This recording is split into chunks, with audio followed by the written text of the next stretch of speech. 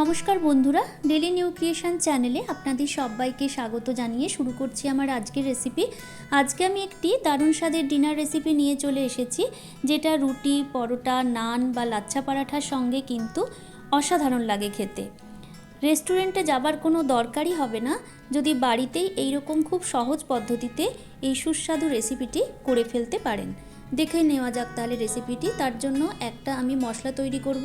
মিক্সির বাটির মধ্যে দুটো মিডিয়াম সাইজের টমেটো, 10-12 কোয়া রসুন, 1 ইঞ্চি আদা, ধনেপাতার ডাঁটি অল্প, 7-8টা ভেজানো কাজু, দুটো কাঁচা লঙ্কা, 1 টেবিল স্পুন কাশ্মীরি লঙ্কার গুঁড়ো, 1 টেবিল স্পুন ধনে গুঁড়ো, 1/2 টেবিল স্পুন জিরে গুঁড়ো দিয়ে অল্প একটু জল মিশিয়ে এটাকে একটা মিহি পেস্ট তৈরি করে নেব।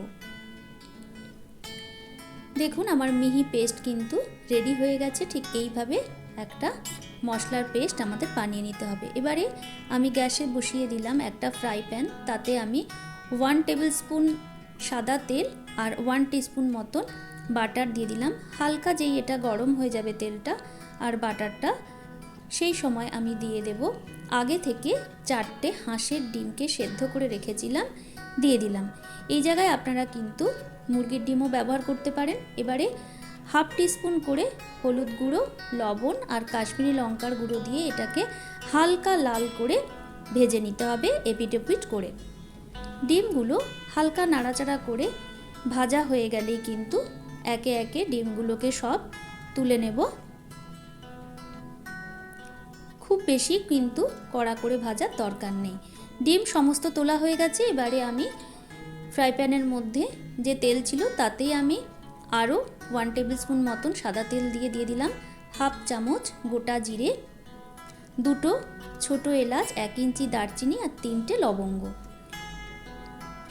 ফোড়ন থেকে হালকা একটুখানি যেই সুগন্ধ বেরোবে দিয়ে দিলাম আমি একটা কাঁচা লঙ্কাকে কুচি করে। এবারে আমি দিয়ে দিচ্ছি 1/2 ইঞ্চি আদাকে থেতো করে নিয়েছিলাম, দিয়ে দিলাম। আর দিয়ে দিলাম 1 টিস্পুন মতন রসুন কুচি। সব কিছু 1 মিনিট ভালো করে লো ফ্লেমে এটাকে ভেজে নিয়ে দুটো মিডিয়াম সাইজের আমি পেঁয়াজকে কিমা করে রেখেছিলাম দিয়ে দিলাম। এইবারে গ্যাসের ফ্লেম লো মিডিয়ামে রেখে এটাকে নেড়ে চেড়ে হালকা লাল করে ভেজে নিতে হবে। খুব কড়া করে কিন্তু ভাজার দরকার নেই। পেঁয়াজ ভালো করে ভাজা হয়ে গেলে দিয়ে দেব এখানে 1/2 টিস্পুন হলুদ গুঁড়ো আর 1 টিস্পুন মতন কাশ্মীরি লঙ্কার গুঁড়ো। খুব বেশি মশলা দেওয়ার দরকার নেই, যেহেতু আমি মশলার পেস্ট বানানোর সময় কিছু মশলা অ্যাড করেছিলাম। হালকা একটুখানি গরম জল দিয়ে আমি এটা নাড়াচাড়া করে নিলাম যাতে মশলাটা না পুড়ে যায়। এবারে আগে থেকে আমি মিক্সির বাটিতে যে মশলাটা আমি রেডি করে রেখেছিলাম সেই মশলাটা দিয়ে দিলাম। এবারে মশলাটাকে খুব ভালো করে কষিয়ে নিতে হবে। মশলা কষানোর ওপরে কিন্তু রান্নার স্বাদ নির্ভর করে। দিয়ে দিলাম পরিমাণ মতন লবণ আর 1/2 চামচ মতন চিনি।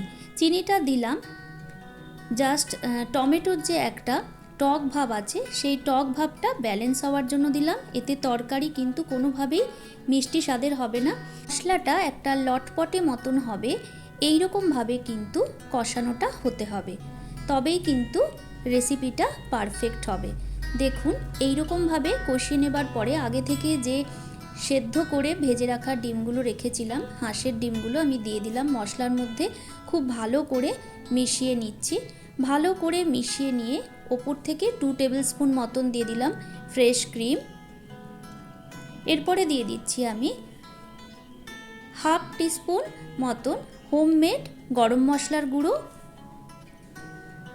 শুকনো খোলায় নেড়ে নেওয়া কাসৌরি মেথি 1 টিস্পুন আমি হাতে ডলে দিয়ে দিলাম।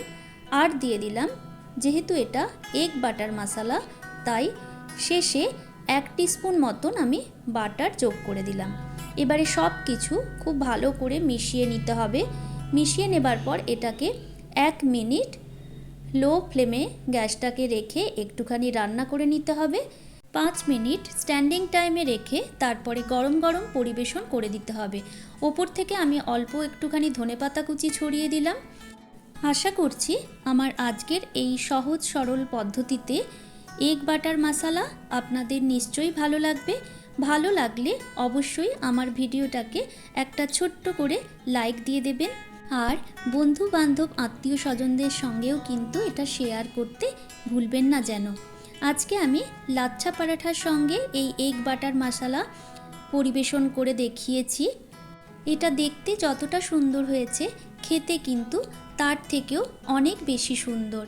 আশা করছি আমার আজকের এই রেসিপি আপনাদের ভালো লাগবে। ভালো লাগলে অবশ্যই বাড়িতে ঠিক আমি যেভাবে দেখিয়েছি এইভাবে একবার বাড়িতে ট্রাই করার অনুরোধ রাখছি। আর আমার চ্যানেল যদি সাবস্ক্রাইব না করা থাকে, অবশ্যই আমার চ্যানেলটিকে সাবস্ক্রাইব করে আমার পাশে থাকবেন। ধন্যবাদ।